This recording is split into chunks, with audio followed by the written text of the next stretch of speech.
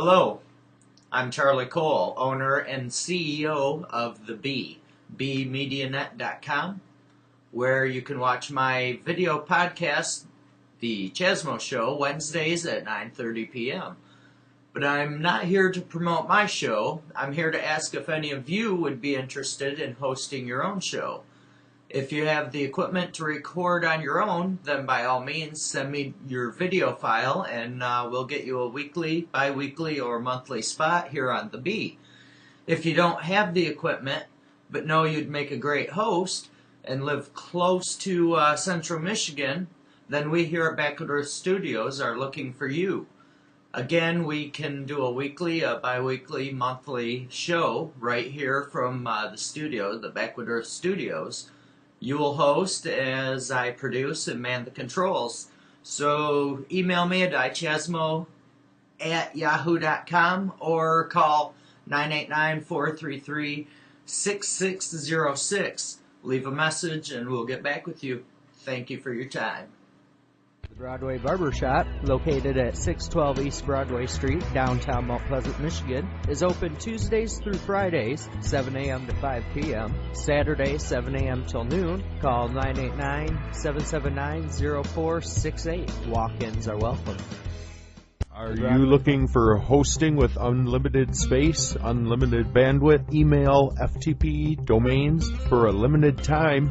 Only $5.99 a month until January 1st. Hurry now or pay a little more later. That's madmonkeyhosting.com. Are you looking Broadway for Theater? Check out thefriendsofthebroadway.org for upcoming shows, auditions, and other news about the theater. I recommend everybody volunteer your time to a worthy cause. Amongst the sea of never-ending mundane podcasts, one lone podcaster sticks out like a bad rash you're afraid to tell your old lady about. The ChazmoShow. Join Al Chazmo as he features the very best independent artists from every corner of the globe. Check. Hello, people. Let me hit the button there so we don't echo. The ChazmoShow. We just ran through the sponsors, and tonight's show we have guest Devin Snider. If you look right here, you will see me. And if you look right over here, you will see Devin. Say hi, Devin. Hey, how's it going, guys? I don't know if they can hear us so well. Let me test out the sumbitch here. Would like to know where my Audacity went to. There it is. Okay, let's hit record. That's a good time. Let's not do that. Can you hear me now? Disable. That sounds really bad. I don't That's like that. horrible. Stop monitoring. There we go. Holy shnikes. Dear Lord, that was awful. Redo that. There we go. Now we can get her. Maybe not. What the fuck is that noise? Dear God, I don't know. Oh, I know what I did. I hit the wrong button. Hold on. Let's stop that. Okay. Nothing like, some technical difficulties. Why the fuck won't that work? Because it hates you. Apparently. Camera's on you, though, so what's new with good. you, Devin? What's happening? A lot of stuff. I'm working on a lot of musical projects and kind of working on trying to get my art and music kind of combined somehow. I don't really know what I'm going to do with that, but trying to figure that out. That's going to be fun. Right on. I met Devin a while back at the Broadway Theater. I just don't know if they're hearing us. There we go. Now they should hear us. Okay, I met Devin at the Broadway Theater. When was that? Last spring? My Antonia? My Antonia, yeah, last spring at the Broadway Theater. It was a good old time for a good old-fashioned show. Devin saved me and Craig's ass because we had no idea what we were doing. It was a good time, though. You definitely stepped up and helped us out tremendously. Well, thank you. I appreciate that. What other stuff have you done at the theater? Oh, all kinds of stuff. I've done one-act play festival, which is directing, producing, and acting. We do 5 one-act skits. Most of those are involved with local organizations from around Isabella County. I did Sweeney Todd, which was a nice Sondheim musical. That was a lot of fun. I've done all kinds of shows. Excellent. Love, Sex, and the IRS. That was a lot of fun. So met a lot of friends and some decent contacts there still. Oh yeah, got to know a lot of respected people of the community. The mayor of Mount Pleasant, Bruce Kilmer, very good man. His wife, Cindy Kilmer, actually has done some directing and acting as well. Yeah, it was a good time. You get to meet a lot of good people there. And that's it sounds like I will find out next week if I get my schedule changed or not. And if so, I will be going to 4 a.m. till noon, which those hours sound kind of fun. Don't sound too bad to me. I mean, that sounds like you got the rest of your day. You can stay up nice and late. But Cindy had asked if I wanted to help her with tech, and that's it. All depends on if I get that shift change or not. So hopefully, but you know, and that's for Fiddler on the Roof. Yeah. Ah, okay. Rehearsal or not rehearsal? Auditions are February 10th, 11th, and 12th. Monday, Tuesday, Wednesday, Sunday, Monday, Tuesday. Something like that. Yeah. If you look at the computer right now or your monitor, this is a photo from my Antonia. There's the cast. And I mean, not nice. for my first show, I thought it was the perfect show because there was not a lot of intricacies to it. It was just a fairly plain, basic, you know, and I don't know. I love being in that tech room. I love the buttons. Lots of pretty buttons to Yes. push. Everyone wants to push those buttons. Oh, yeah.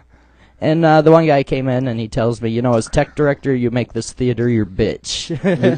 It is so true, too. The tech guy definitely takes over everything. I took that place under my wing, made sure all the lights were off, and kind of clean up a little bit. And I love that building. It's an awesome building. Yeah, it's quite historical, too. I guess it's gone through a lot of changes in its history. One of the biggest changes is it used to be a burlesque theater. Ah. So it's gone from good old-fashioned American adult fun to, family fun, which is, good. Yeah, oh yeah. But that doesn't mean that it wouldn't be nice to get back there and see some of those old burlesque shows either. yeah. Bring some of that back, you know. Right. One weekend a year, you know, something. Yeah, black curtain event kind of thing. Yeah. They'd make money, you know. They They're hurting would. For money. Let's explore some other options. Yeah, they'd have to explore something outside of the tight-ass belt that place is wearing first. But, yeah, that's some of the politics is just too bad. It's sad. You know, it's a community theater, you know, and for you to think that you have the power, you know, really, it's a community theater, so. And I mean, when you walk home at the end of the day, because if you work at the Broadway Theater, you're walking home.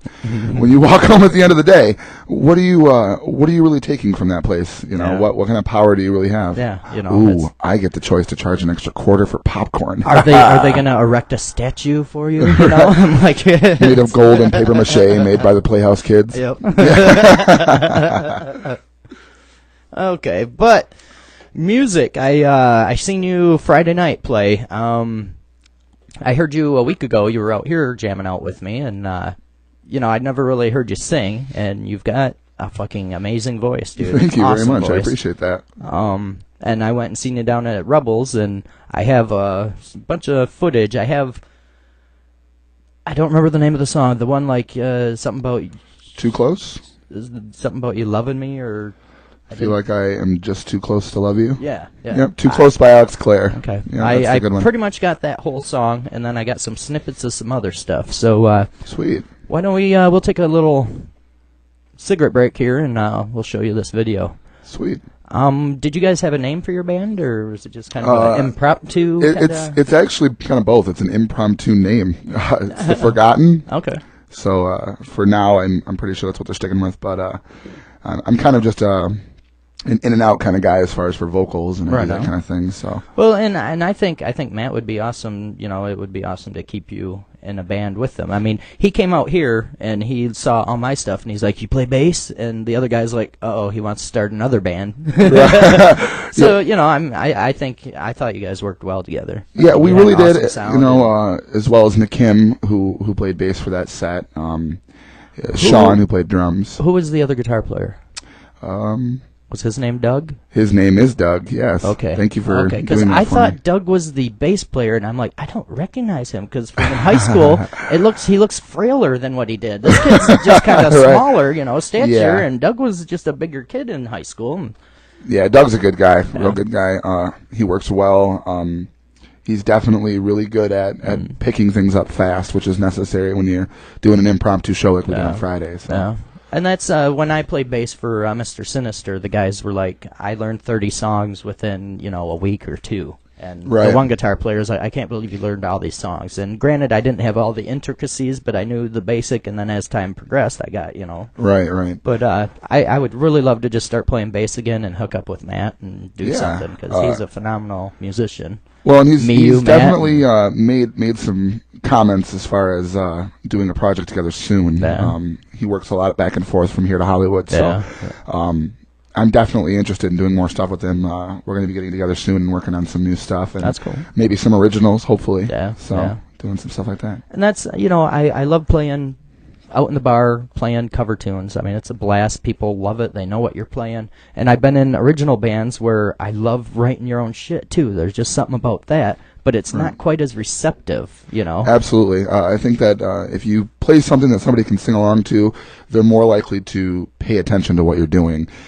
If you can get a nice blend of the two, you're going to be doing real well. Especially if you can kind of intermittently shove a couple of your own songs in between some of those beer tent songs. But see, I don't agree with that. I think, if you want to be a cover band, be a cover band. If you want to be original, be original. But if you want to be original, you have your sound, you can throw a few covers in. There's nothing wrong with that. But I've been in a few bands where all we did was originals, maybe one cover, and I've had friends that have been in just original bands, and they're like, we don't do covers. Fuck that. We give them what we want, but they build up the fan base and they get the following, and so. But I do see where people think we got to do covers too. But I think you follow your heart, whatever you want to do. Absolutely. I mean, when you define what you're there for, Yeah. I mean, and that's the big key right there, is defining why you're there. You start out, you say, okay, we're doing covers. That's what we're here for, is to do covers. If you slip in, one of your own songs, maybe close it with one of your own songs, and that's fine. Yeah. But I can definitely agree with the fact that if you try to mix it up a little too much, that it kind of confuses people as to what you're there to do. And I have a buddy too that's been in just original bands. He hates cover bands. He's like, there's no heart in it.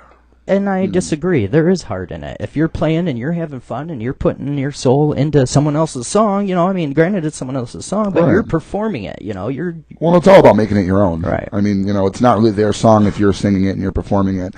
It's their copyright by all means. But I mean, as far as that goes, I think it's more or less, giving them a little bit of what you're about, your own thing. So... Yeah. Well, let's. I do believe I didn't label these, so I don't know if this is the right one or not. But it's a song at Rebels, and I do believe it is the one we were talking about. So let's check that out. Here we go.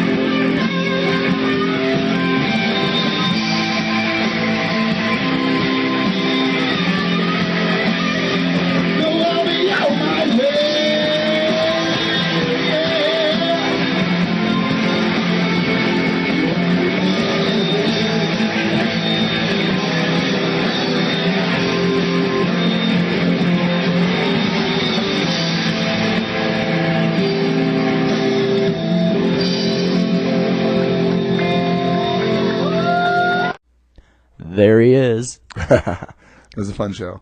It was a pretty good show. I got down there and I saw your opening, and then I saw where all three bands that played got on stage. And what was that? Killing in the Name of? Killing in the Name of, yeah. Rage Against the Machine. That was a blast to do up there. I stuck around for most of that song, but then my buddy, he wanted to leave, and I was like, okay, so we took off. It was a good show, though. Yeah. It was a lot of fun. Playing with those guys definitely, I was telling you in the break, it awakened a lot of artistic ability I didn't realize I had, and being able to kind of get back into that musical world is really refreshing. You know, I've been doing a lot of work with tattooing and things like that. So Yeah. God damn, I was just going to ask you something. I forgot what the hell it was. Of course you did. Nice break, but... There was something important happening, and then it wasn't anymore. Okay, that's what it was. How did you end up meeting Matt Ruffino? Matt Ruffino.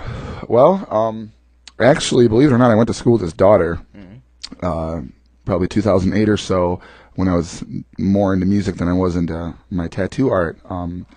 I had been working with one of a mutual friend of ours in making a song, and we wrote an original and kind of decided we wanted to lay it down, and we had never really gotten any studio time, and you know, I didn't really know how I was going to go about doing that and where I would start. And believe it or not, Errol, his daughter, was in the cafeteria with us and said, you know, how are we going to, you know, make this happen for you if you don't come out to my dad's house? And I'm like, who's your dad? You know, and so I met up with him, and we spent about 10 hours one Sunday afternoon. Oh, that's cool. And just recorded a whole song, and he played drums, and he was like, I want to work with you. And I mean, we both had different projects what's his going setup on, so. look like?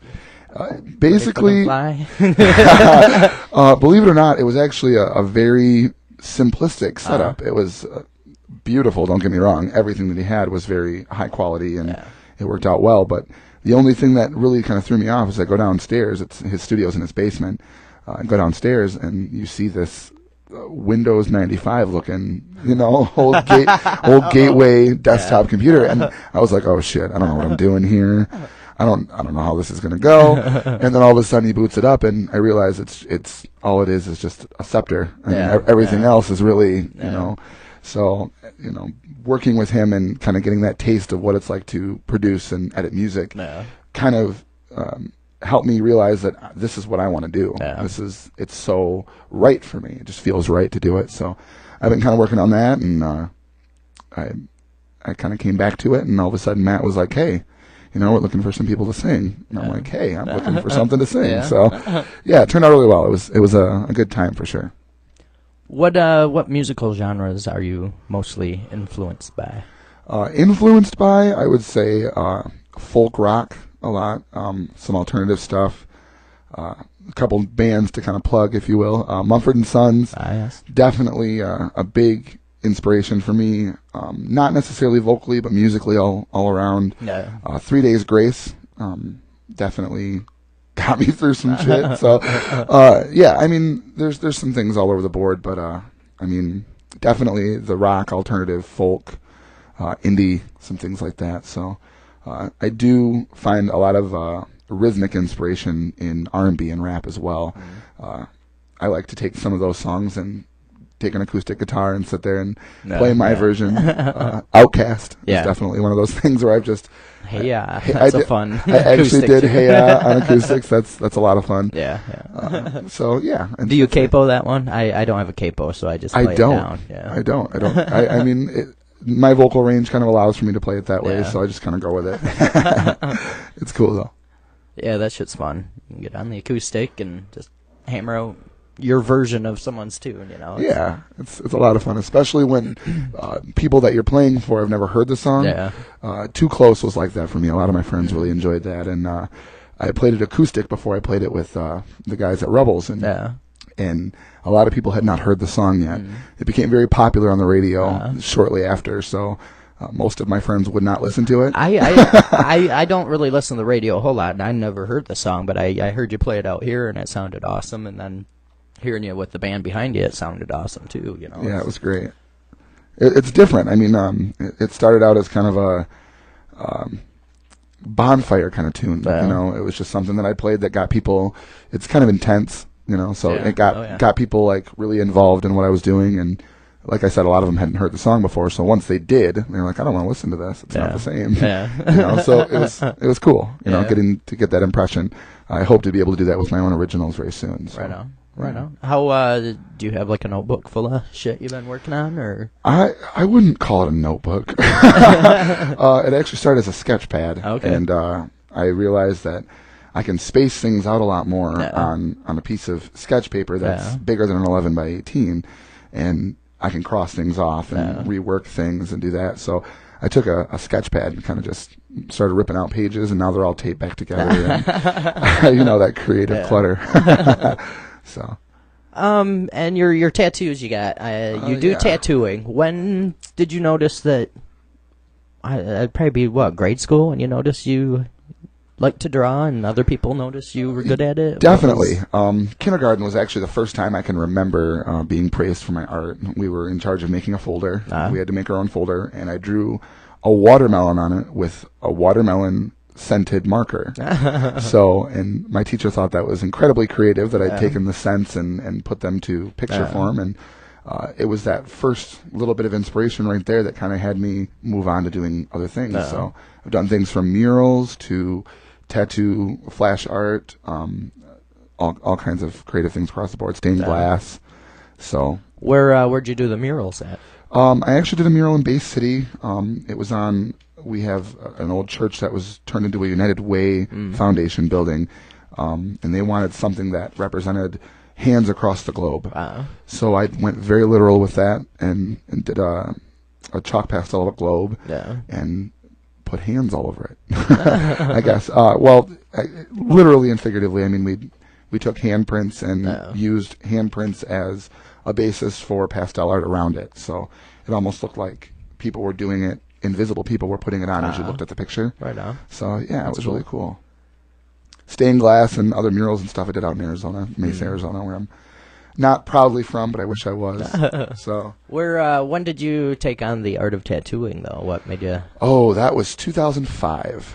Did you take a class or anything for that? Yeah, I went to school for it. There's a graphics art school in Phoenix. In Michigan, do you have to be certified for that? No, you do not. Okay. It is not required that you are certified. One thing that is required is that you have a body art license, I guess you could say, which is just basically says that you understand sterility and how to stay clean and not spread disease and infection. So your dog is chewing up something in your back room right now. Yeah, he's being quiet though. He's leaving us alone. Also, your phone's on the floor over there. That's all right. Fuck that phone. Well, he might chew it up, but. Oh, we don't want that. We are 5 minutes to 10. We're going to take another little short break, but when we come back, the phone lines will be open. You can get a hold of us at 989-433-6606. We'll get you on the Chazmo Show. Talk to Devin. Say hi to me. So I am going to run through a few of the clips I got from the bar the other night. There's a couple other songs there. Cool. When we come back, you can discuss your thoughts. All right, sounds good. All right, we'll be back.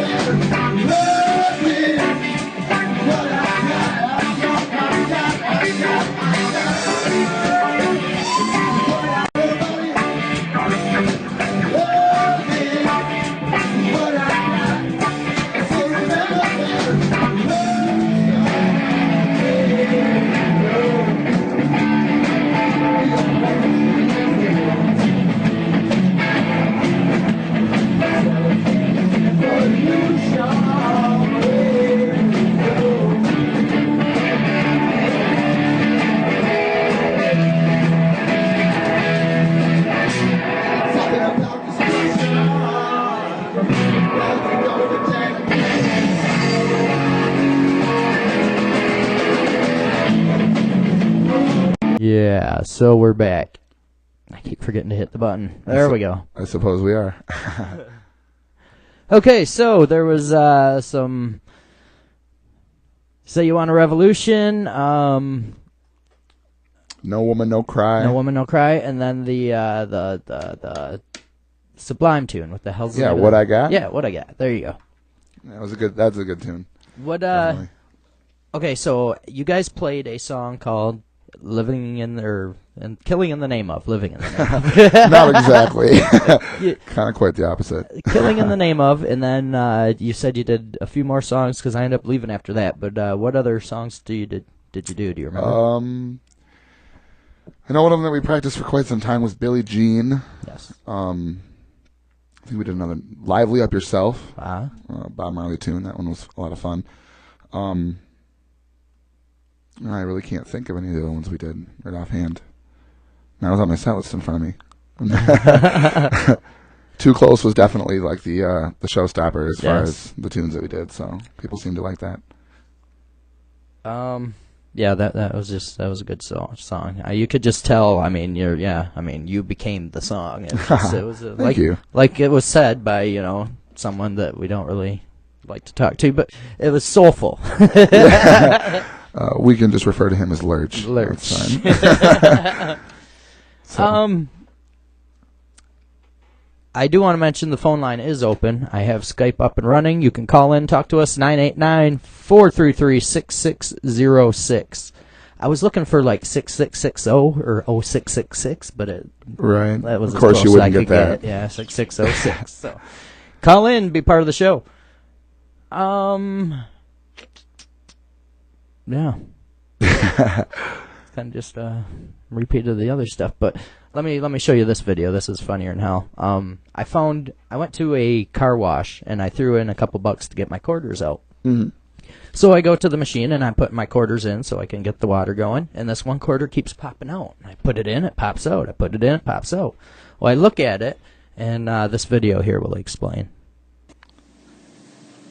Okay, so on the front it looks like a regular coin.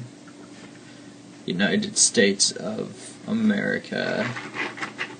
God we trust, liberty. It says close quarters though. You notice that on the front there. And then you flip it over. It says Arkansas 1836. Birthplace of Clinton 2003. Funny stuff. There you go. Right at the front of it looks like it's got a rim on it and a border. Well, it's lighter than a normal quarter and just a hair thinner too. Oh wow! But yeah, I looked online. Apparently, there wasn't too many made. Somebody made these and put them in circulation. And What a counterfeit! It actually looks pretty cool for being a counterfeit. It's neat as hell. I mean, I'm not gonna spend it, but It's it a might nice be little worth bit to something have. someday. Right. I doubt it, but Birthplace of Clinton. Yeah, that is hilarious. funny stuff. I could not believe I came across that. I noticed he's smoking in the mold. That's nice. That must be Miss Lewinsky behind the tree. That's what I'm thinking. That's cool. She just got done playing with the cigar, and he lights it up. See, if I were to probably show that to one of my professors, I may get thrown out of class. Either that or they'd give me an A. Quite polar. Yeah. Well, depends on, his background, if he's liberal or if he's... Or if he has a sense of humor. Yeah.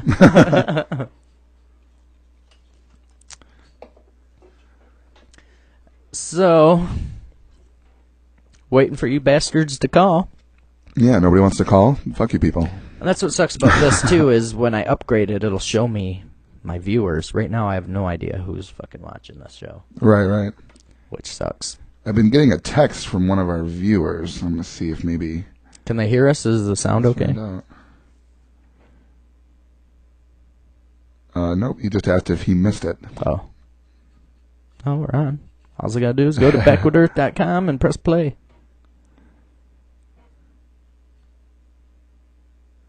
All right, come on, man. All right.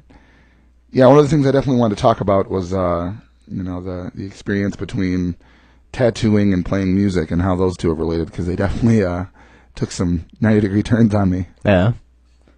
So that was definitely something I wanted to discuss if we had some time. Oh, there's plenty of time, man. Plenty of time. Yeah, I actually started in 2005 in Arizona doing tattoos, and it started out as more of a hobby of piercing, actually. I wanted to somehow mutilate my body without my parents killing me. And they were all right with piercings.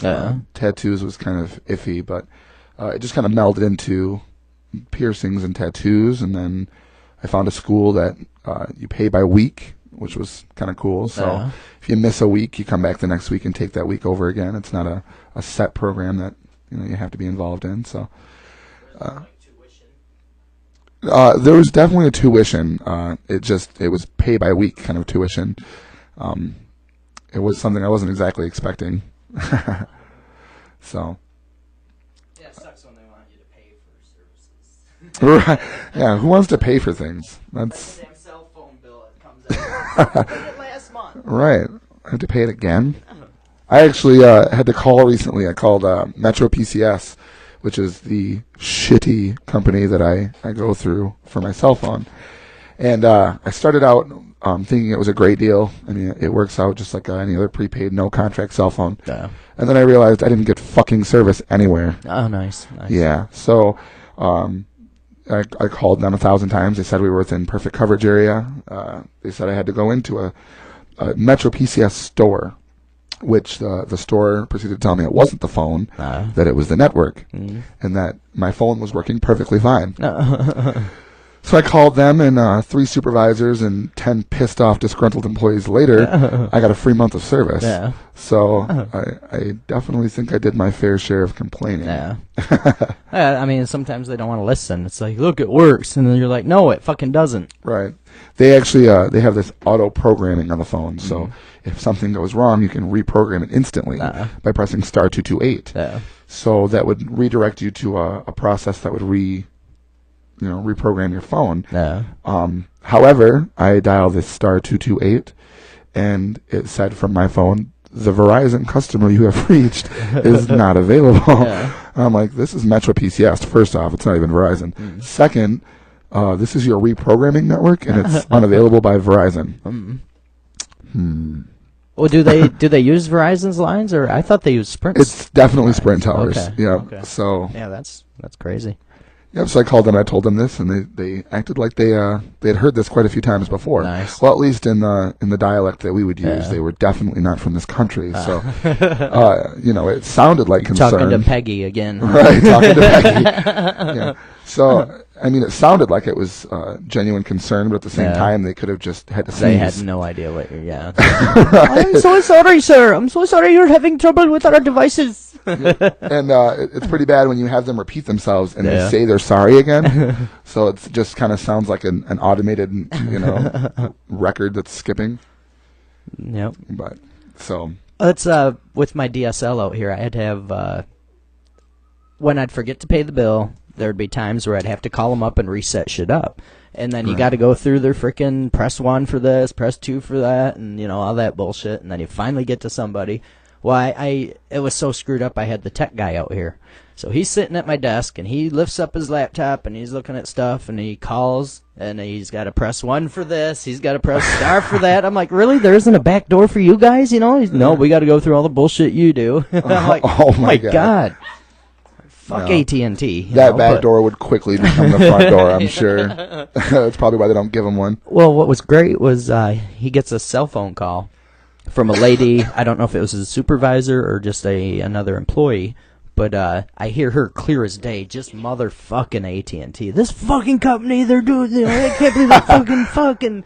He's like, I'm with a customer right now, and I'm just rolling on the floor laughing. I'm like, wow, dude, you guys sound like where I work. It was funnier now.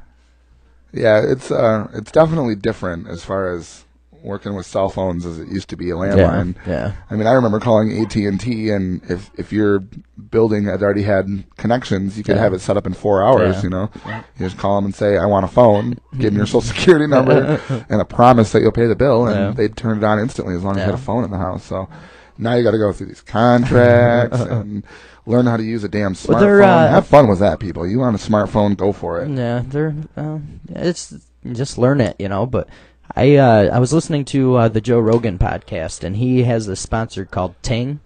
Ting. Okay, like Tang with an I? Yeah. Okay. They use Sprint's towers, and it's like 100 and I'm not sure how much the phones are, but they have top-end Android smartphones.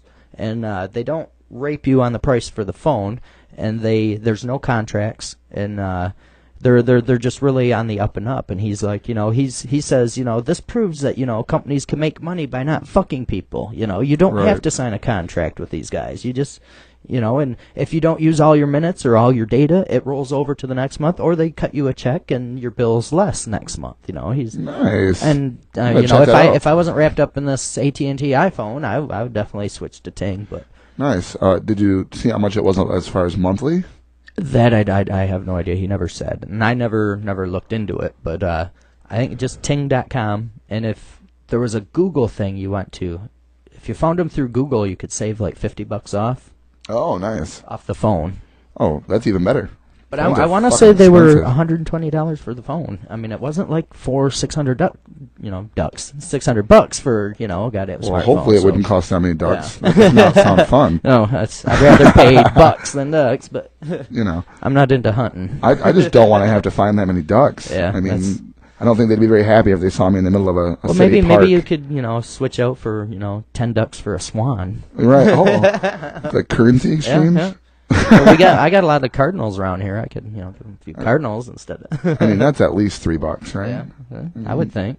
10 cardinals, $3 to $7. You can go ahead and go buy yourself a cheeseburger with that. That's nice. Yeah. I just don't think they'd be very happy seeing me in the public parks.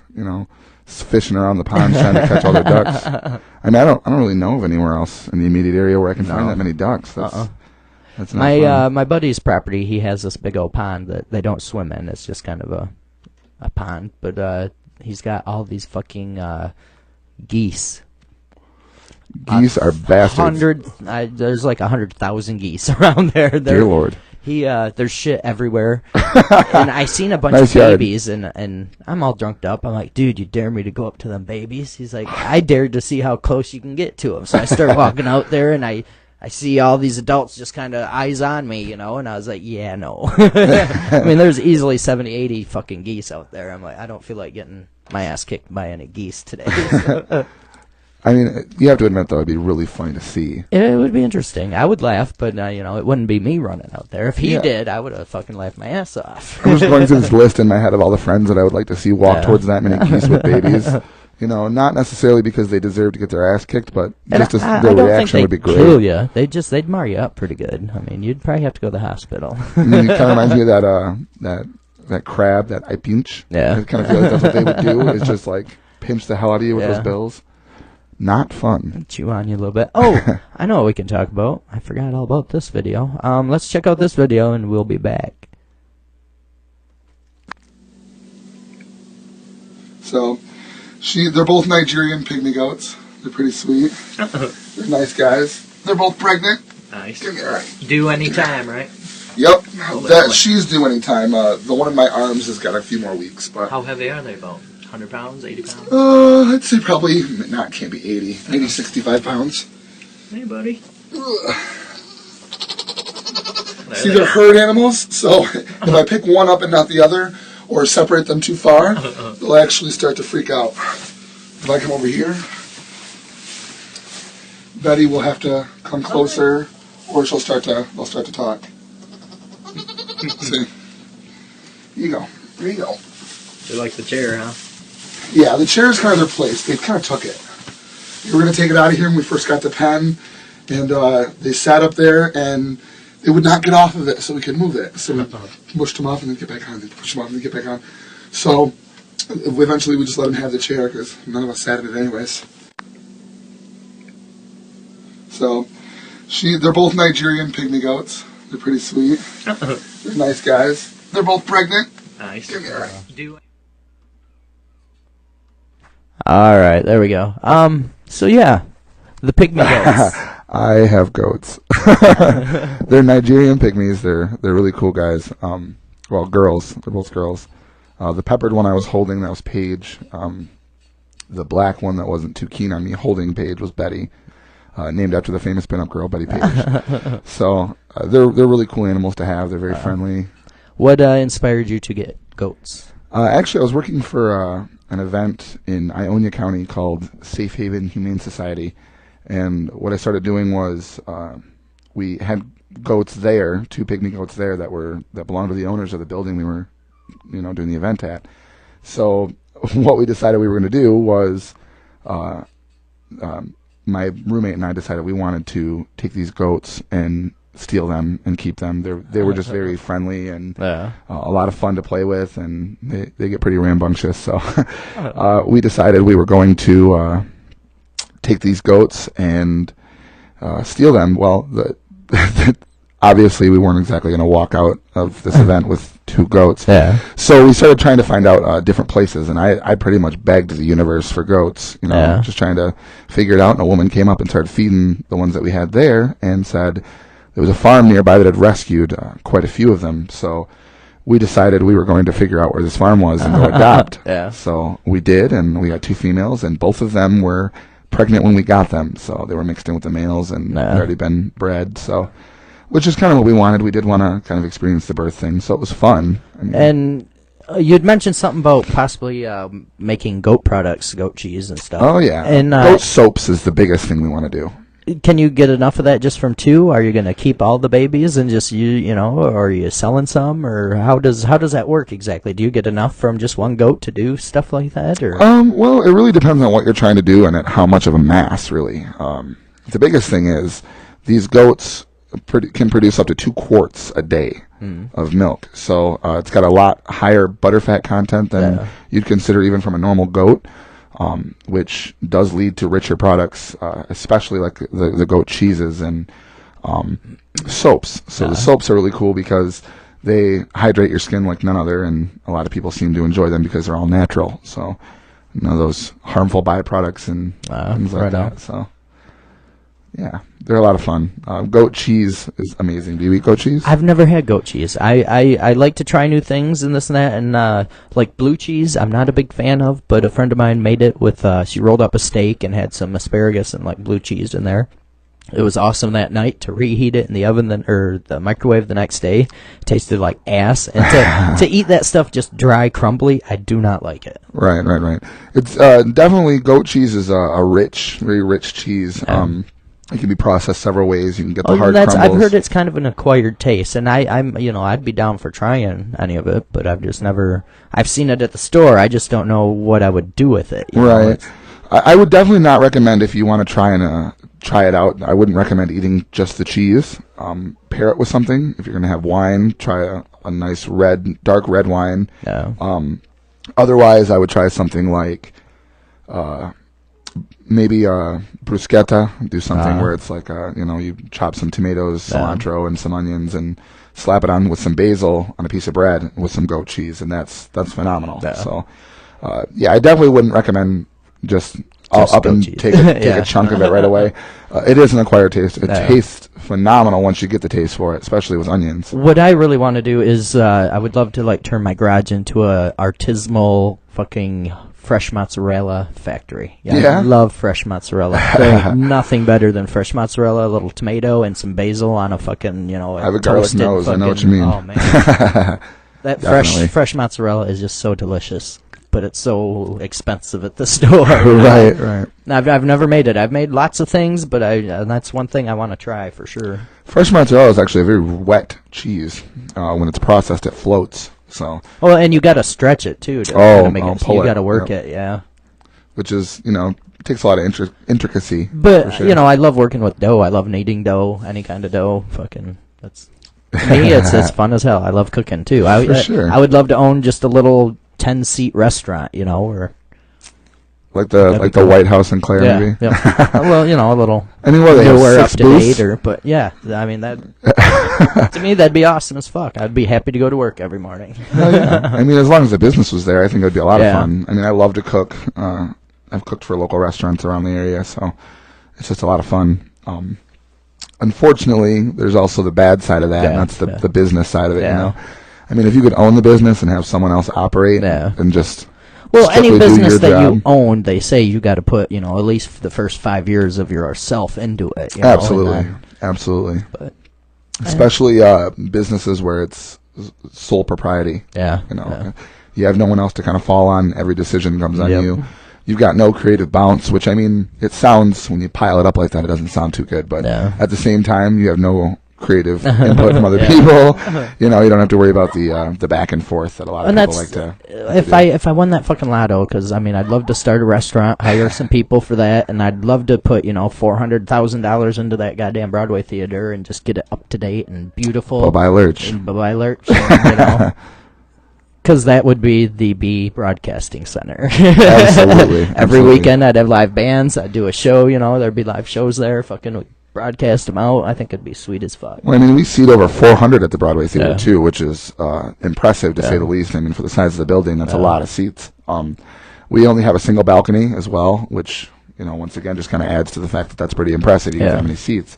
So I think that it'd be a really nice venue for local art and things like that. My nephew makes movies.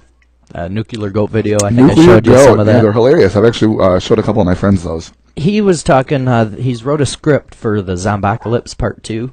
And he said like this 30-page script, and he wants people, whatever, they're gonna be a bunch of zombies and this and that, and he's going off, and he said, I think it'd be cool, he goes, how much do they charge to rent out the Broadway? Because I'd like to just show it there and just charge, the friends and family $1 to come in and see it, and just, show it there. A lot of the times, if you go to a board meeting and you discuss this, you come with a nice business plan. They're going to want to see that you're going to cover the cost of operation as far as electricity and heat. If you can cover that, I mean, usually they're pretty willing to work with you. I've seen people come in and propose, I'm not asking you for any money to produce this, so if you'll just take a percentage of the proceeds and rent me the building kind of thing, it'll fill a time gap and, make you guys a little bit of money. I didn't know what to tell them. So I was like, I don't know if they charge, $500, $1,000. I know they do weddings, but I don't know. And I can see, they want covered the heat and all that. And I mentioned to them, maybe if you go to them and tell them, you'll give them half the door or something, Right. Well, and that's their biggest concern, too. I mean, when you approach them about doing a wedding, it's a different story because they're expecting you to spend money on a venue. Whereas, you do something more or less like a local art event. It's enriching the culture in the area as well. So I think that it's considered a little bit differently, especially because it's a board of peers that are actually Isabella County members. So.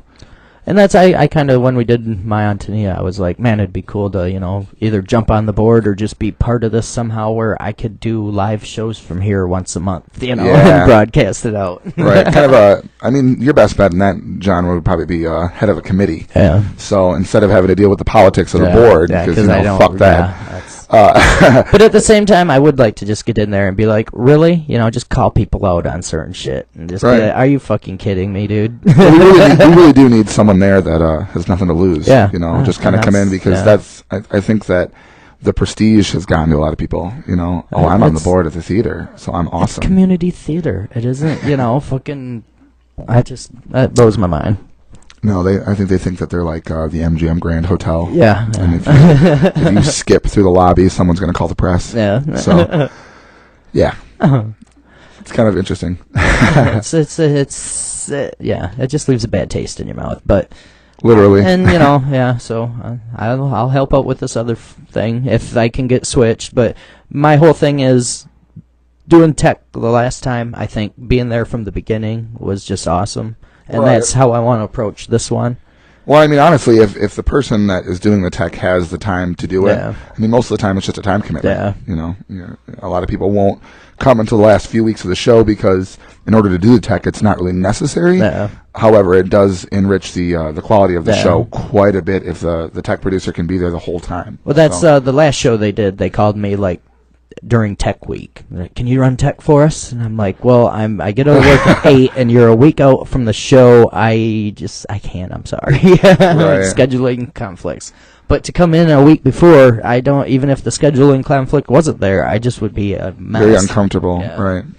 And a lot of people actually prefer to do it that way because then, once again, the time commitment isn't as drastic. You don't have to be there 4 times a week for a month. You don't have to, you come in a week before and you say, this is what I'm going to do. Yeah. So I mean, if you're there and present and you kind of get a feel for the show a little bit better, you can make creative changes as you go, you know, so. And, like, you know, I know it's not Broadway theater, you know, we're not New York, whatever. Right. It's community theater, Broadway. But that play we did, my biggest fear was it was just going to come out like a high school production.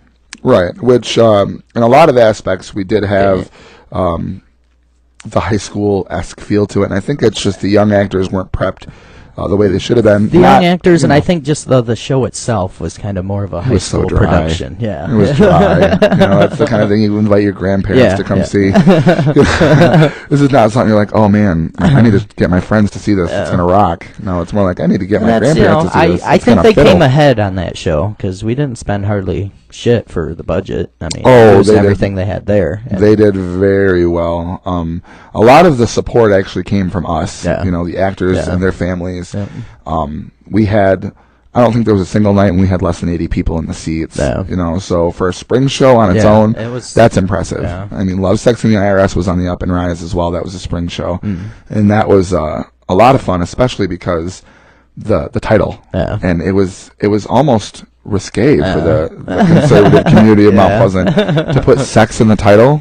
And then they followed that the following year with Sin, Sex, and the CIA.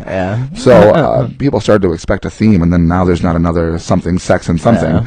So they don't really know what to do with it. But yeah, it was, you know, getting to do that I think really drew people in because the Broadway has kind of gotten a reputation for not selling seats because of the choice in shows. So now they have committees that deal with this and read scripts regularly, and you know, working with Samuel French to get the scripts instead of trying to work on copyrights and all that good stuff. So, Alice in Wonderland, I would have been much more impressed if they would have let adults do that show. Just because I think it could have been pulled off with more of an artsy touch. And I would have loved to have been part of that, but I just, on my Antonia, we had a handful of kids, and to me, that was a handful too many. I completely agree. Not that they were bothersome. They were good kids. It was just, it's hard, you know? Well, especially when you've got a director like Craig, Craig Hutchins, who was really trying to get as professional as he possibly could for that show. Working with kids was not, especially, you know, in a community theater, working with kids was not really helping that at all, you know? So I think that a lot of the frustrations and decisions that were made on behalf of the kids to kind of help them out. And, it could have been a little bit differently shown if there wasn't kids. But then again, the script did call for children, and I don't think it would have worked out as well if we used adults for that. So, I mean, in the long run, I do think that we did the right thing. It's just, I think we could have had a lot more fun if it was an all-adult cast. So, and that's why when they approached me for the next show, the Spring Awakening, you know, it's partial nudity. God. There's no kids. I was like, I'm on board. But then after going to a few meetings, and I really wasn't needed, so I just backed out.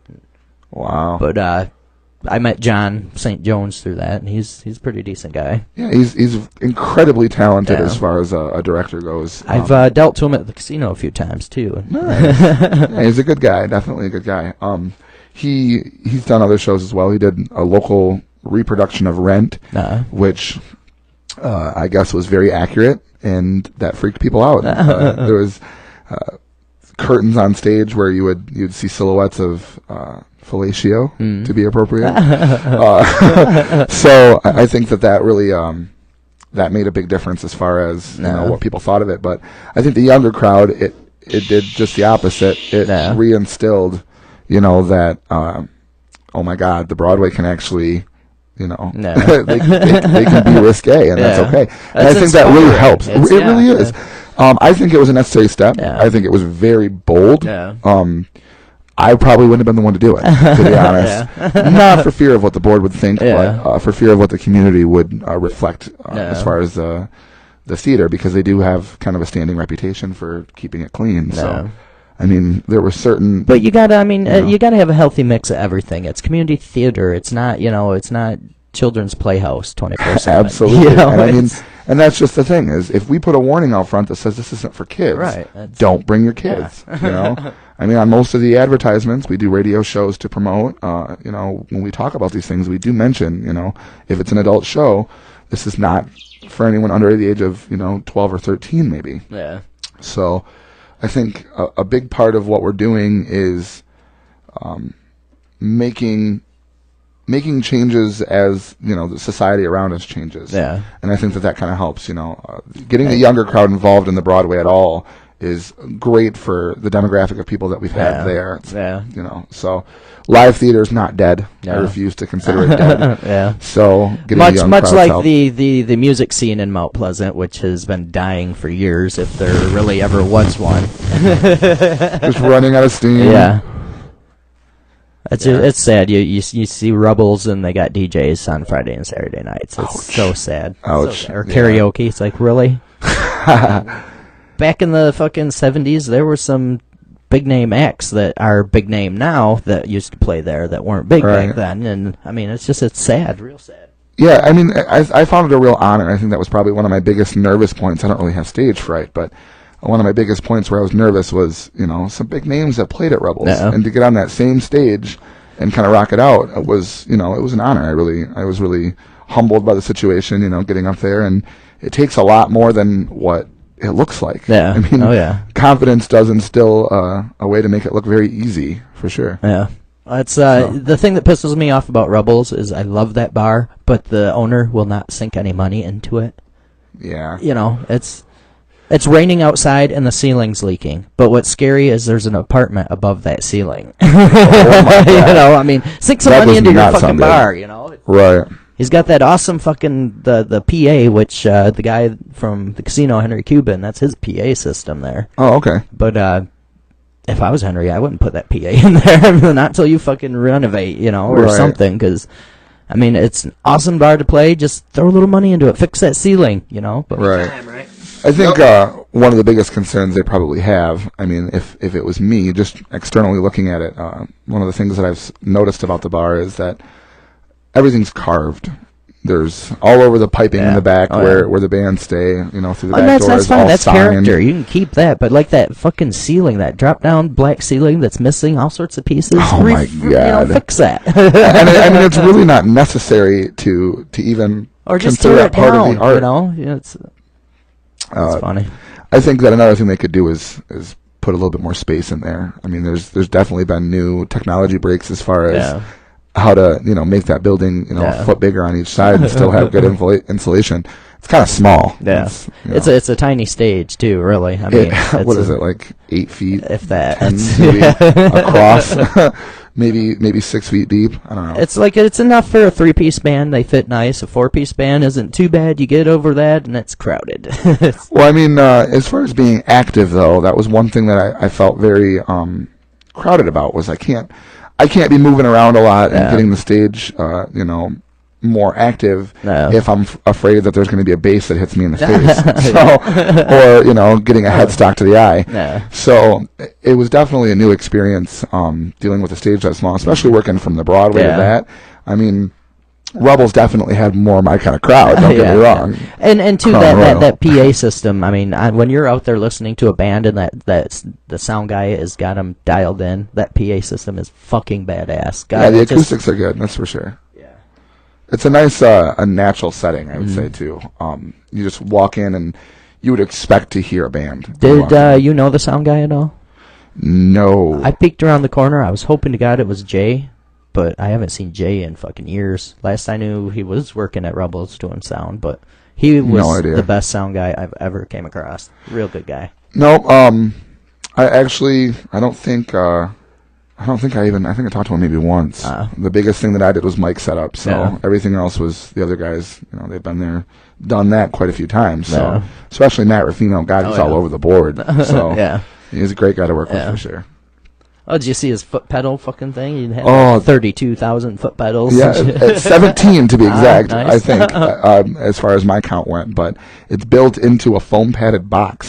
So all he has to do is snap on a cover, and he walks away with a whole pedal board. So that was pretty cool. And to see him use all those effects, I mean, I don't think there was a single pedal he didn't touch.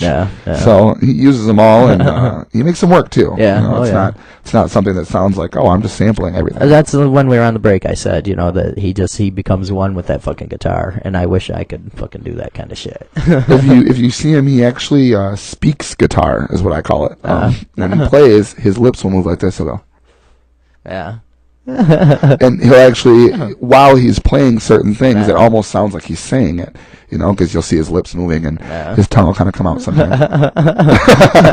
But, Successful. Right. So I think that that right there shows a lot of his soul. When he can't even control the muscles in his mouth. Yeah. To play it, he tones down. And too, it's a long time ago. I seen this interview with Robert Plant where he was talking, and my dad seen it. And Robert Plant. He says, wonderful. He goes, it's almost like it's not even me when I'm on stage. I just open up and this thing it happens, Absolutely. And I never quite understood that. My dad's like, that's just satanic, that's fucking, he's letting the devil in. And I'm like, oh God, whatever.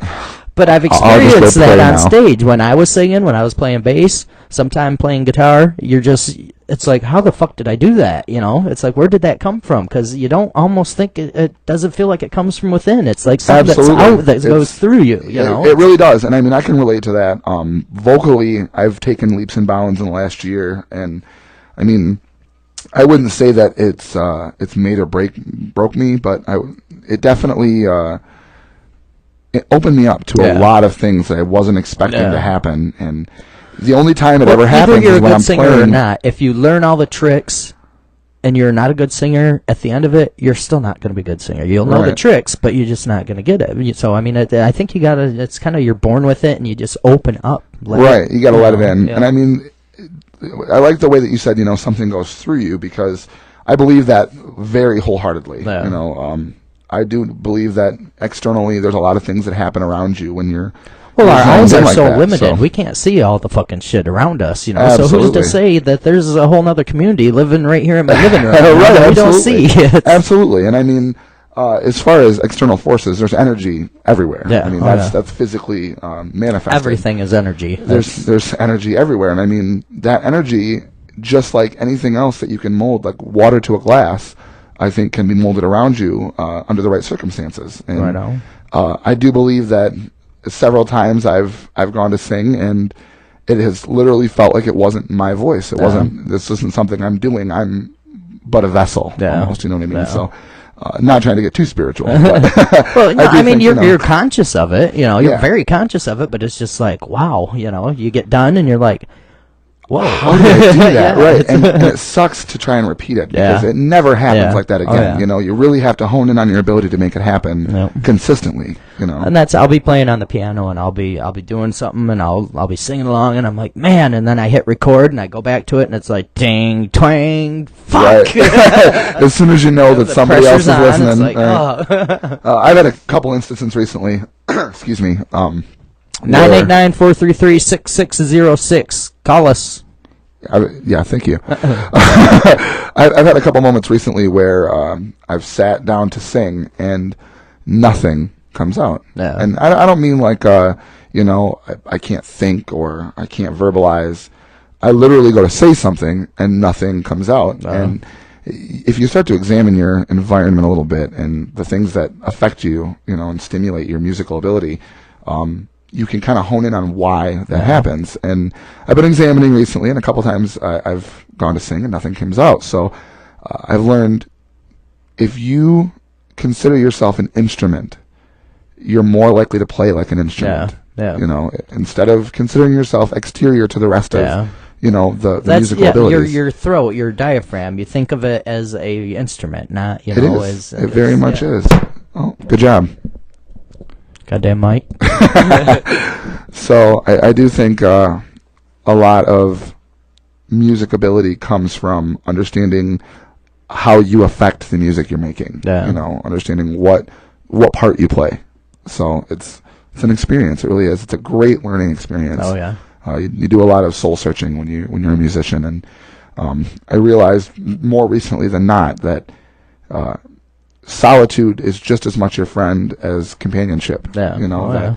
It plays just as big of a part. And I'm one of those guys that's like, I just like to be in a crowded room. I like to hear the buzz and chatter. Where I work has gotten me to the point where I like to be here home with maybe a couple people, and I'm not into the crowded room. Right. But I will do it if you go to the bar to see a band play or whatever. I'm not opposed to it, but I just don't find myself going out like I used to, you know. Just for fun. Yeah. Right. Yeah, and I mean the whole enjoying the crowd thing isn't as much enjoying that there's so many people, but that there's so much collaboration happening, even within a single individual conversation. I think my take on people is just so askew because I see just the worst in people where I work. So you work at a casino. I just assume everyone's gonna be a barking asshole, you know. So it's like, well, you know, I don't know, you know. It's I said bet 2 chips. So instead of, you know, just going up and meeting people, hey, I don't do that. I don't do that. Right. If they come up to me and we hit it off, we hit it off. If, you know, you're an asshole, then I just walk away. But right. I'm kind of a used car salesman for my own personality, I suppose. I mean, I walk up, I'm very social with people like that, but what I'm selling isn't an external project. It's me. You know, I'm selling myself to you. I found when I'm on my anti-anxiety medicine, I'm a lot more talkative. I can go up to people and, like, where I work, if somebody's being a dick, being an ass, I can almost just kind of turn the mirror on them and show them what they're doing and act like them for a minute. And then, you know, they kind of are like, all right, you know, so. Right. But, yeah, I love those anti-anxiety medicines. They help out. But, it was years ago. I was in Mind Seed, and we wrote all our own shit. We had, I think, 1 or 2 covers we did, but that was the band with Craig. Right. We go down to the bar, and I see a friend of mine, Kevin McCreary. He was with, he used to be a touring member of Tantric back in the day. Oh, okay. He was with a local band around here. They were a 3-piece called Feeding the Machine. Okay. He's an awesome guitar player. He was in this band called Ugly at the time, and they did all original. They were kind of arena rock, you know. Sure. They're at Rubbles, and he hadn't been at Rubbles in Mount Pleasant for a long time. It's his hometown, and people are just feeding him shots after shots. And the bass player is this heavy-set dude. The drummer doesn't drink or do nothing anymore because he's got some kind of disease. And the lead singer is your typical blonde-haired rocker, you know, whatever. Right, sure. So they're all jamming out, and the bass player's just sweating, and he turns and looks at the guitar player. Kevin goes, solo. I was like, all right. So they all leave the stage, and Kevin's out there, and I look him in the eyes, and they're just swaying. He is so fucked. He don't even know where he's at. So he takes a shot, sets it on on his amp, and just rips this goddamn solo that just blew my mind. And he's kind of stumbling around, and then he just stops. And his eyes are just fucking crazy. He grabs another shot, does it, and fucking just continues to rip. And he's ripping. And then the band comes on, and they start ripping into another song. And I'm just fucking inspired. You know, we got band practice the next day, and I'm like, God damn, guys. I just, you know, this was. So my guitar player and Craig were working on this riff, and I'm like, that kind of sounds like a arena rock song. You know, I'm inspired by this last night, and let's write a story about. I had a buddy who was into cocaine and shit real bad. Mm-hmm. So it started out, walk the streets of Detroit, looking for some cocaine, want to get all fucked up, want to go insane, ain't looking for no little bumps, they just piss me off, gotta plow through snowdrifts if I'm to get off. But I wish we would have recorded that song, because that was one of my favorite tunes, but it was just, because, you know, everything was just a bass-driven kind of a metal-ish song, and then we came up to that one, and it was more, Craig wasn't quite as pushy on the bass, and it was just more the arena rocky kind of. Yeah, it was a fun song to play. We called it Detroit. Sounds like a nice description of Detroit. But walk the streets of Detroit looking for some cocaine. My buddy would drive down. He said there was this one alley in Detroit he could get the best coke ever.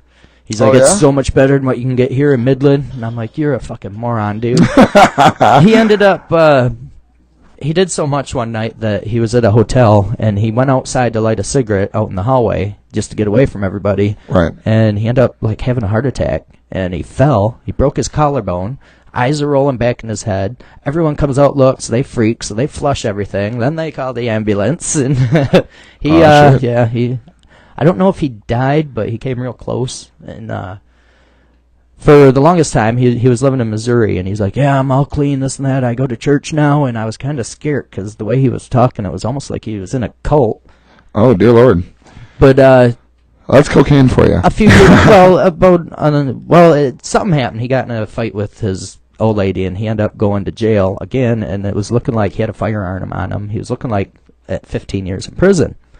So I go 8 months thinking the fucker's in prison for, 7 to 15 years, and I call his grandma up to get his address at prison. She's like, oh, he never went. He's been out for 6 months. I'm like, well, maybe he just doesn't want to talk to me. No, call him. He'd love to hear from you. So I call him, and he's like, yeah, I fucked up. And I'm like, yeah, but that whole time you were telling me you were clean. Why lie to me? I'm not going to take your birthday away. What the fuck do I care, dude? I'll call you a dumbass, but, I mean, why lie to me? I never understood that. No cake for you. Yeah. Going back now to that what was it?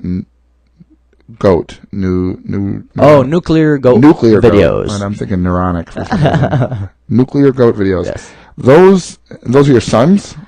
The main dude, Quinn, is my nephew. The bigger kid in there with the longer black hair, which he cut it now, he's like 6'2", 240. He looks like a fucking football player. Linebacker. Yeah, he doesn't like sports, thank God, because I don't like sports either. But oh, good. He, Tristan, and then Cameron doesn't really do it anymore. He was the one that was in the band. Right. But Cameron and Quinn were the ones that actually started it. And then Tristan kind of took over for Cameron, but then Quinn got his friends from school all involved. And Cool. So do you have any of those to show? I'd love to see one of those. I don't have nothing queued up tonight. Well, you're fired. If you go to YouTube and just type in Nuclear Goat videos, you can see them. They used to have 5 or 6 up. I don't know why he took some down, but I don't know. I have to chew his ass. I was going to say, 'cause I only saw a couple, but they were pretty funny. I mean, they're campy and they're, Yeah. It's a perfect example, though, of that, Well, and that good time. he was here the other night, and he's like, he's 17, he sat here for almost 2 hours, and we just shot the shit, and he's like, man, this is awesome, because at my house, they don't know nothing about computers or videoing, or, and I'm like, we're just bullshitting, and he says, he gets people coming up, because they know, before Walking Dead got big, they were doing all these zombie things, and then Walking Dead gets big, and he kind of got big around school, and everyone's like, I'm going to be in your next movie, can I die this way? And he's like, the script is the script, we're sticking to the script. That's cool, that's really cool. Yeah, but it sounds like he's got a lot of people that want to help. It's just a matter of the logistics, getting people around, and he's kind of figuring that, that's a pain in the ass, is coordinating. Right. I mean, it's going to be a good learning experience, especially because he's so young. Yeah. I mean, if he continues down that path, he'll have a lot of experience to back him up, learning how to work with people. There is this Asian guy on YouTube, Freddie Wong. Freddie Wong, unfamiliar. Check him out. I do believe he works for YouTube. They put out a video every week, and it's funny shit. They do like third-person shooter, but like real life kind of shit, and they do all the blood guts and all that shit with computer design. But they kind of were inspired by him and some other people that were on YouTube. So Cool. Jackass in a way, they kind of try and do some of that, but just dumb stunts in a smaller sense, not quite the hit me in the nuts. They're just kind of a well. That's how they started out. They would just do silly shit, and the one I remember was they're trying out different. What do you call it? Effects, how to do the camera and shit. And the one, Quinn's sitting there with this rock, and he's squeezing, and then they cut away, and you can tell they didn't have the camera set up right, because he's moved over just a bit, and it's all dust. Oh, nice. So, but to watch from beginning to, like, the latest film, you can see the progression, and they're getting better and better, and the Call of the Wild Man, that was his buddy's, not George, what the hell's his name? I can't think of the kid's name, but he has this nice high-def camera that this kid's actually going to go to school for video production and shit. Oh, cool. Very nice. That kid shot, so all them camera angles and stuff he had learned. And cool. Sounds like a good time. Yeah. I mean, I've never really been much into the whole video part of things, but I think that in combination with music, it could be a lot of fun. Yeah. Yeah. And that's like doing the show. I really don't like seeing myself, and it's taken me a long time to be able to listen to my voice. It's taken me a long time. Whether I'm just talking or singing, it took forever not to cringe, but it's fun. It's a hobby. Right. I mean, someday it'll take off. Someday XM Sirius will be like, here's $200,000, do a show for us. I'll be like, no problem. Nice. Yeah, I think as far as, learning how to use your own voice, hearing it is a big part of it, because you sound so different to yourself than you do to everybody else. I, for the longest time, didn't even know I could sing. I think everyone just assumed I knew I could sing, and I had no idea. Someone just mentioned one day, they're like, you have a really great voice. Good job. I'm like, what are you talking about? Like, I heard you singing in the car. Mm. Oh, did you? I didn't hear me singing in the car, so that's good. But, yeah, kind of took off from there. But I always tried. I remember getting a lot of kudos the first time I ever did karaoke. I did Stairway to Heaven. And a lot of people were like, that was fucking awesome. And I'm like, nice. Okay. And then playing in some other bands. I remember this one cover band. Man, we were horrible. And I did some singing, and I just didn't feel comfortable, but I was better than the other guy, and I just pushed it all on him. And we got so many, like, you should be doing the singing, because I'd sing one song to his 3. Nice. And they're like, okay. I don't want to sing, though. It's scary. Yeah, no. Yeah, I know what that's like. I mean, I started out playing piano, and I mean, if you ever see a band set up, most of the time you'll see that the pianist is not the person singing. Yeah. So then I started doing backup vocals, and I kind of worked my way to vocals, and I realized that's where I was meant to be. This is my instrument of choice. So. Me doing backup is just rough. To like, if I'm at like a church or something and they're singing, I can't sing with a group. Okay. Because I don't hear it right or something. It just and to back up, because like in Mr. Sinister, they're like, well, you sing for Mind Seed, why don't you back up? I'm the main singer in Mind Seed. I'm not trying to match with people, and it's right. just it's a whole new fucking. I've never done it before, And when I tried, it didn't. So I just back off the mic.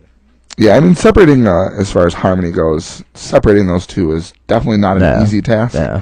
I don't think it's something that just and comes that's, naturally. My guitar player and my singer would actually work on that shit outside of band practice, which was nice. And that band, people worked on shit outside of band practice. They knew their parts, what they had to do, right. And we'd come to practice and run through the song. We're like, fuck, sweet, But, Right. Doing kind of that one-on-one. Okay, tonight my throat's killing me. You gotta take the high, I'll take the low, okay? So. Nice.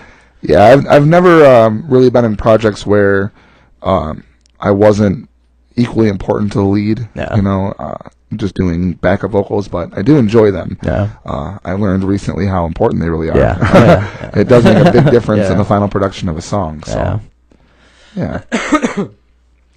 But in that sense, I always thought that if I just sang and then they did what they do to me, I think it would be easier for me than trying to harmonize with them. You know what I'm saying? Yeah, absolutely. I mean, and it's two completely different pieces of music, Yeah. If you can sing it by yourself, sing the harmony just by yourself, and learn the song as if you were just singing the harmony as the bass. Yeah. When you come in to do it with someone else, if you can hold your own, it'll come across nice and clean. There was "I'll Be There for You," Bon Jovi. Yep. We used to play that song. The lead guitar player would play guitar. I'd be on bass. The drummer. The other guitar player would take the guitar off, and he would be doing the backup vocals. Sure. So we got the two guys singing, and it's just sounding awesome, and I'm playing the bass, and it's just that I love that bluesiness of that song. It's just so much fun. I mean, it's a lame ass song, but it's so fun to play, and it's a beautiful fucking song. But good job, Bon Jovi. Good job. We played that one, and then we played "Shot Through the Heart." Shot through the heart. People loved that shit, man. We were an '80s band. And then Jesse's Girl. They loved that shit. Yeah, it's a lot of fun to do those kind of songs. Peace of Mind, Boston. The bass line on that. Oh yeah, would tear my fucking hand up. We get done with that song, and I'm like, give me a minute. And they're like, let's play the next. No, I'm not ready. Fucking cramp up. I'd have to take a fucking Motrin 800 before we'd even play, just so I could stay limber. And that instant carpal tunnel. and I wasn't drinking back then. But then when I started doing my shots of Crown, I was like, I ain't got no pain, and there's blood all over my bass. How the hell did I do that? Well, that's how you get that death metal sound. You have to lay down the guitar. Well, and we weren't playing death metal, but I never used a pick. Fuck them picks. You don't use a pick on bass. The only song I used a pick on was Detroit Rock City. Yeah. Just because I couldn't get the ba-do-do-do with my fingers, so I had to, ba-do-do-do-do. Ba-do-do-do-do. I just ba-do-do-do.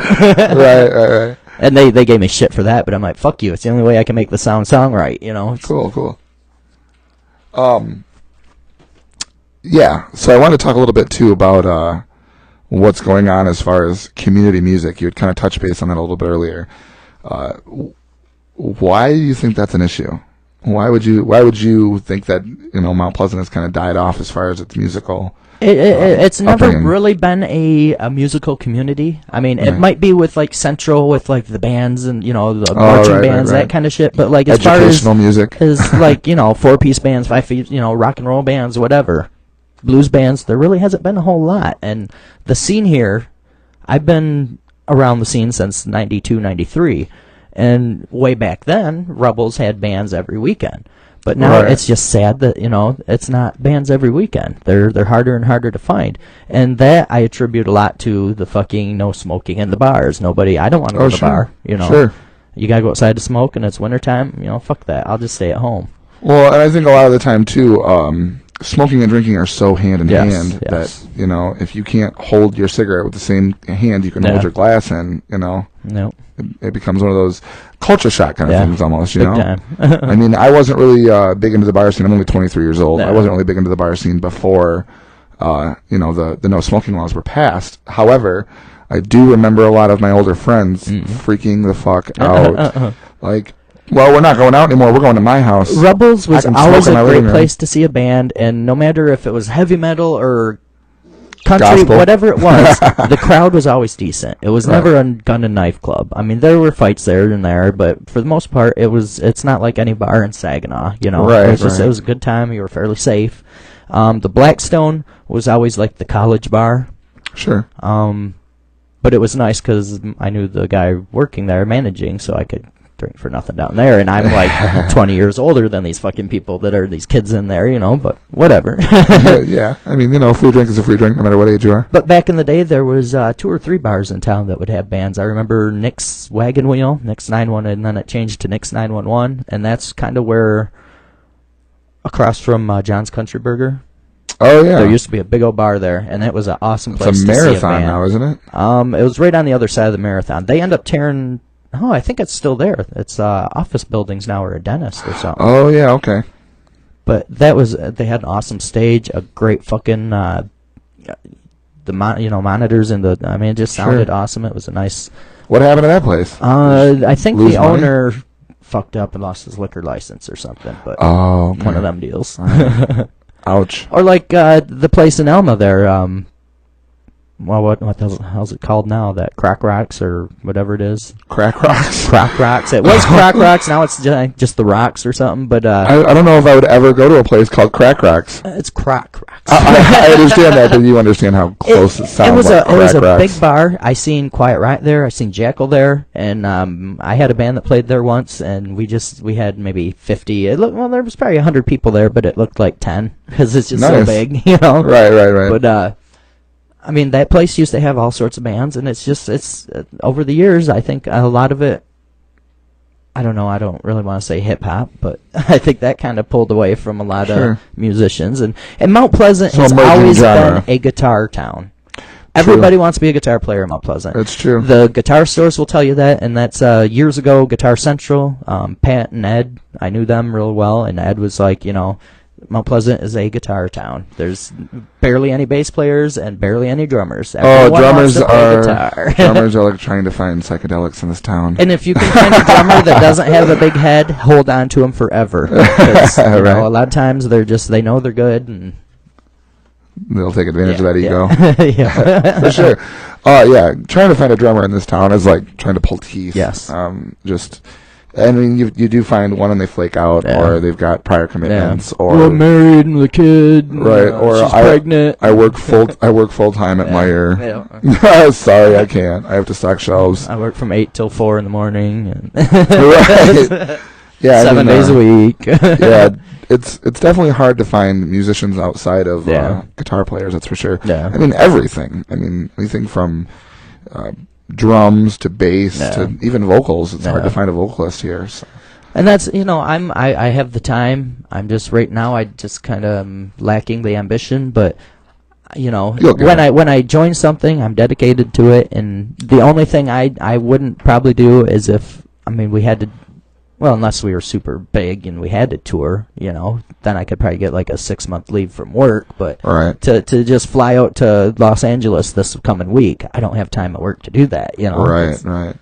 the freedom to do things like that is definitely inhibiting in the music world for sure. Yeah. You got to really be able to commit. But yeah, that's why I'm slowly trying to get shit here and get a sound room, and that way you don't have to fly out anywhere. You know, we can record here, we can do shit here, and that's my biggest thing. The next project that I want to get in for myself is just to write music for me, record it. If a band forms out of it, so be it.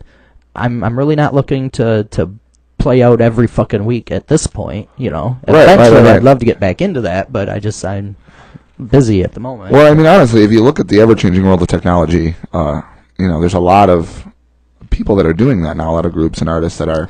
But I don't want to be like a Trent Reznor and take that same album and just keep tweaking it for 30 years. Right. Well, I mean, and eventually it's got to be done. As far as having your own sound studio, though, I mean, that's becoming ever popular. Just working from across the country. Yeah. I mean, people don't fly out to Hollywood anymore just to make records. It's. You come here, you do your thing here. Yeah, send samples. You can look at any town. There's at least one recording studio in every town. Out of somebody's garage, basement, back room. Well, at least around here there is. I mean, you go the further out west you go, it actually kind of spreads out in the Midwest. Or as far as Kansas and things like that. Texas, surprisingly enough, going through Texas, I saw a lot of very high quality studios in Texas. I was pretty shocked. I imagine Nashville too has got one in every corner. Oh, I'm sure. I mean, there's money to be made in the music business. If you can merge into it. If I could get this all set up, I would love to just have bands come out here, and I'm not professional, but $50 a song, I'll record you. Get an MP3. Right, and I mean, editing is not always part of a package at recording anymore. Yeah. It's not. Yeah. It's not something that you get $50 to record, and then it's more to engineer it. Right. You produce, engineer, and edit it, and that's a separate deal. A lot of the times, you'll see someone record at MP4 quality, and just kind of sit with it, leave it alone, and then take it somewhere completely different to a whole different company just to get it all edited and produced, and then send it back to the guy that you originally recorded with to promote and manage the song. So, I think it's becoming more diverse and specialized. Is probably a good word. And two, I mean, everyone's got their own label anymore too. Absolutely. So that industry is just they're hurting. And thank God, fuck the label. Right, absolutely. It's about time. I mean, they do nothing, they make all the money. That's just it. I mean, really, a label, what they're there for, essentially, is to add a brand to your music. It's not. It's like putting a Ritz label on some dollar store crackers. You know what I mean? It's not really. They're still the same crackers. So, and I'm not racist or anything, but I'm still the same cracker anyway. Well, yeah, you didn't say crack Right. But same, I guess, as playing at a venue called Crack Rocks. So I don't know how comfortable I'd be with that. I don't know. When you think of your name, you're thinking about starting a business. Do you just sit down and go, what sounds closest to Crack Rock? What kind of sounds like I'm plucking you or pluck off? Well, that's in March. This will be 5 years old. I started out. It was the Bush Radio, and when I first started out, I'm like, what the fuck do I name this? And I'm like, well, I live in Rosebush. We call Rosebush the Bush. Let's just go with the Bush Radio. Not thinking George Bush, not thinking, Africa, wherever. I've gotten quite a few Hajis and stuff liking, the Bush Radio because I think it's something to do with Africa. So I'm getting an audience there. Well, that's nice. Well, I mean, I hope they hold on once they figure out what this actually is. But yeah, I end up changing it to the B, Backward Earth, because that's always been my company is Backward Earth Broadcasting. So right, absolutely. I just call it the B now because I got tired of people thinking it's conservative talk radio or, I'm related to the Bushes or something. Right. No, I'm not. You feel like doing any jams tonight? I'm probably going to have to pass on the jam tonight. I'm still kind of feeling like crap, but I will definitely have you out again for a show and definitely come out and we can jam out anytime and fuck around. For sure. And like I said, too, if, you and Matt want to come out and fuck around or whatever, that'd be cool, too. Matt's a great guy to work with. I really enjoy, doing things with him. Creatively, he knows how to say no, which a lot of people, when they start collaborating, don't know how to say no sometimes. And I mean, he's a very respected musician, so when he says no, it's usually for a really good reason, you know, and having that trust and being able to kind of look back and see what he's done and what he's still doing, you know, kind of puts kind of like how them people argue with Simon Cowell. He's the producer. Why are you going to argue with him? If he says no, you're not going to change his fucking mind. You know, just leave the room. That just blows my mind. I mean, the fact that he's an asshole really has nothing to do with the fact he that knows what thing. sounds good. You know, I mean, he's got an ear, so you don't sound good. Bye. Right. I don't know. I think sometimes being an asshole is necessary. Yeah. A lot of people. There's a time and place. Right. And that's just the thing, is a lot of people try to justify that, you know, there is no time and place to act like that, but in reality. There definitely is. You have to react to what's around. Yeah. I mean, it's not, you know, you don't have to be an asshole for no reason, but usually there is a reason. You know, there's that time when being an asshole is necessary. You know, being the dick, being that guy, if you will. You know, you see a lot of people who are like, oh, well, he just came up and started acting like a little dick, and he was just being a little asshole. I mean, what were you doing? You know, right? What did you do? You know, people. I mean, don't get me wrong. There are people that are dicks for no reason, but. I mean, it shouldn't be a situation where it's necessary. I have a friend. He's got a real kind heart. He's a real good guy.